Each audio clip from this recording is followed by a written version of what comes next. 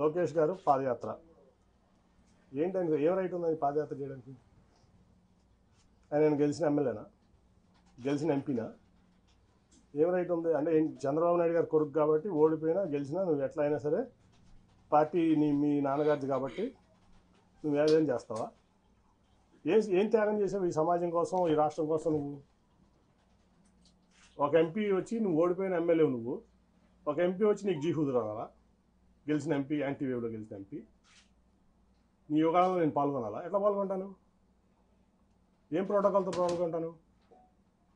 నువ్వు after all ఓడిపోయిన MLA నా ముందు. ఆఫ్టర్ ఆల్ పార్టీ రిసోర్సెస్ వాడుకున్నావు, పార్టీ ఇన్ఫ్రాస్ట్రక్చర్ వాడుకున్నావు, మీ నాన్నగారి పలుకుబడి వాడుకున్నావు, మీ తాతగారి పలుకుబడి వాడుకున్నావు,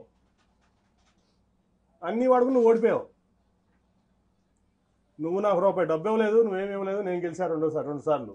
నీ పార్టీని భుజాల మీద పెట్టి మోసా కృష్ణా జిల్లాలో 2013 నుంచి 14 ఎలక్షన్ అయ్యే వరకు నా ఆస్తులు అమ్ముకున్నా, వ్యాపారాలు మానుకున్నా. ఏం రైట్ ఉంది నీకు? ఏం త్యాగం చేసావు ఈ పార్టీ కోసం కానీ, సమాజం కోసం కానీ? నువ్వు ఏం రైట్తో యోగాలను చేసావు? ఏం రైట్తో నువ్వు సీనియర్ని శాసిస్తున్నావు? ఏం రైట్ ఉందా నీకు? ఓ 10 సార్లు ఎమ్మెల్యే చేసావా? 10 సార్లు ఎంపీ చేసావా?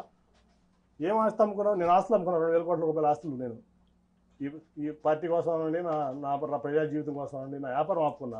నువ్వు హెరిటేజ్ ఆపుకున్నావా? మీ నాన్నగారు వచ్చిన నుంచి ఇప్పుడు వరకు మీ కుటుంబం ఆస్తి అమ్మిందా ఈ పార్టీ కోసం? మరిన్ని వీడియోస్ కోసం ఛానల్ ని సబ్స్క్రైబ్ చేయండి, లేటెస్ట్ అప్డేట్స్ కోసం వాట్సాప్ ఛానల్ ని ఫాలో చేయండి అండ్ లింక్ డిస్క్రిప్షన్ లో ఉంది.